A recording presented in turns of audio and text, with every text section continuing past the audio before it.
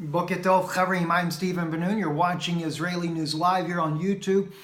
Those of you that are watching on live stream as well, we actually were able to publish our first live stream video this morning about this very breaking news. So it was live there on live stream if you're wanting to catch things live, and it is also live on Roku TV. We will be updating you just as soon as we can. There's been several people in the comments there letting people know how you can actually watch the live stream on Roku TV. We still haven't not gotten our internet installed here as of yet, so we're kind of winging it here on trying to get these things up to you guys so you can see what's going on. But this very breaking news coming out this morning from The Drive, the War Zone here, an article they were covering that NBC News brought out, a report of a Brigadier General, Jonathan Braga, General Jonathan Braga, who's a director of operations in Syria and in Iraq.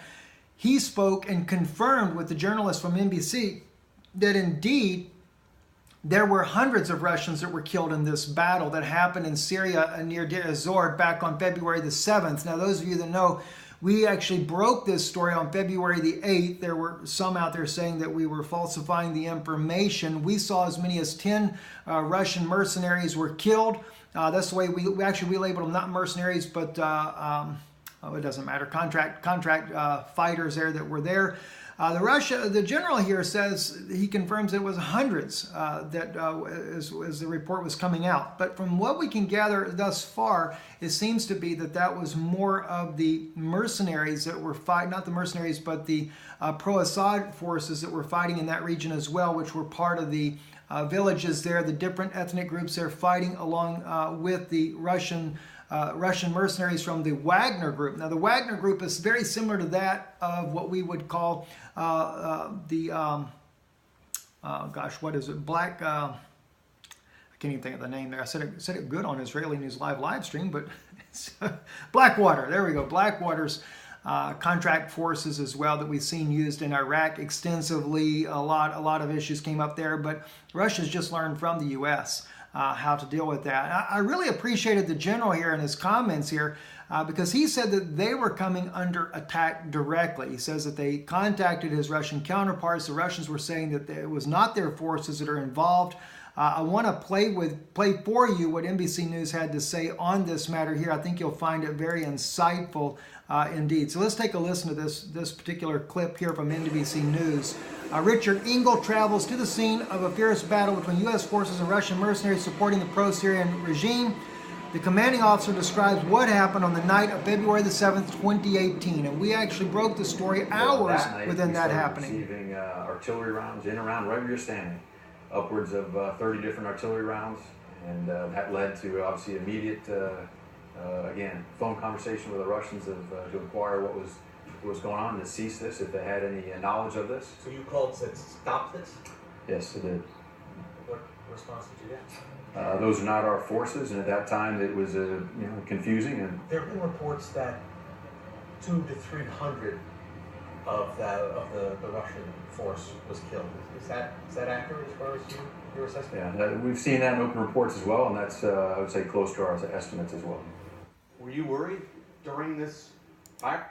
You know, I do appreciate the American general because he does have what I would consider to be a very sincere heart in what he's saying there in trying to protect the American forces on the ground there. He was asked, though, whether or not he was concerned if this was going to escalate into a bigger conflict with Russia, and he said that they were concerned about that.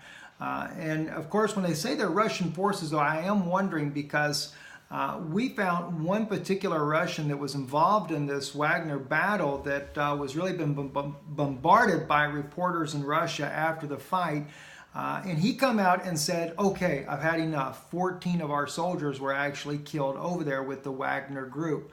Now, maybe because the Wagner Group may have been directing this firefight and Russia trying to play it down, much like what I saw in Ukraine when we had reporters there in Ukraine when the battle was going on between East Ukraine and West Ukraine. And we saw American mercenaries fighting as well, but in Ukrainian uniforms. You reporter there recognized that it was an American when she heard him speaking, but he refused to speak to her. But he spoke enough English where you could tell it sounded more like a Southerner from the United States than it did from Great Britain or any other country in the world. That's being used more and more by superpowers. They're using these mercenary forces to try to fight battles to where it doesn't drag their countries directly into a battle. And I can understand, I hate to see that it happen. I don't support the fact that the United States is in Syria. I think we should be out of Syria, let the Russian and Syrian government deal with the problem there. This war would have ended long ago if we weren't there. But I do also, because of our countrymen, I don't want to see American forces killed either. And of course, the United States responded the way they did with the air power, which did kill 200 or 300 soldiers on the battlefield there. Of course, the counterpart of this report is that the Syrian government said that they were trying to take out ISIS that were guarding an oil platform, and this is what they were after. You have to understand, when we look at the situation on the ground in the Middle East there, American soldiers have to carry out the orders of the United States government. Although I don't agree with the United States being there, other than if they're there to protect the Kurdish people, because somebody's got to protect the Kurds. And that's kind of a sticking point too with Syrians, because a lot of Syrians do not like the Kurds very well because they're trying to get their own state. And I think the majority of Turkey, or at least half the country of Turkey, should belong to the Kurdish people. But you really don't need a state. You just need to have autonomy for these people. And they have been one of the best fighting forces against ISIS. And I think this is what really angered the deep state in America, because the Kurds were taking out their militant forces that President Barack Obama created in the first place. But then you have generals like this that are just trying to keep their men safe on the ground. And so I do appreciate that. And coming from a military family, I can certainly understand what military people go through, because most U.S. servicemen, they're not there just to go out there and want to kill people. They're there to get the job done that they were commanded to do and go back home. But when it comes to the political side, America needs to get out of Syria. Period. It's the only way the war is going to stop. But it's not going to happen, because we're not fighting a war for America or for democracy. We're fighting a Roman battle for the Catholic Church in order to dominate the entire region and to wipe out anything that is Christian or remotely related to Christianity, which would include the Yazdis, the Kurds, the Christians in the area, all these people that were more tightly bound together. This is exactly what Rome would like to wipe out, especially the Russian Orthodox and the Eastern Orthodox religions, so that they have nothing that can oppose them. And I can't help but wonder if this is not what's going on with this poisoning that happened over in Ukraine that we reported on earlier today. They're only trying to utilize that particular situation there to force Russia into a war. And if you watch what President Trump is doing right now, he is getting everybody out of the administration that opposes any kind of war with Russia. We found out from Maria Zakharova, the spokesperson for the Russian Federation there, that they wanted Tillerson out because Tillerson was willing to work with the Russians to bring peace. I didn't know that. But on the other hand, Mike Pompeo is more like Hillary Clinton. Let's have war with Russia.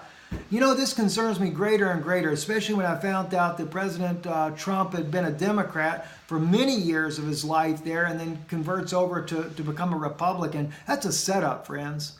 And the Republicans fell for this hook, line, and sinker. Oh my gosh. Of course, Hillary just as bad, if not worse, though. And as much as I really was hopeful that President Trump was going to work out, bring some peace into this world, get peace a little bit longer, it's not going to happen. Biblical prophecy is going to unfold like never before. I mentioned on Israeli News Live on live stream this morning about this bombing that took place. This poor old elderly man here lost his wife there when they were trying to flee Afrin, getting out of there, and came under attack by Turkish forces there and killed his wife. I don't know how many more may have been killed in this assault, but he was just trying to flee Afrin and lost the love of his life. And very sad indeed. And we so sorry for the Kurdish people and what they are suffering, the Kurdish, the Yazdis, and the Christians, and even the Arabs that are in the town of Afrin. Very sad situation indeed. I'm Stephen Benoon. We'll be talking to you later today. Shalom, God bless you, and thank you for watching.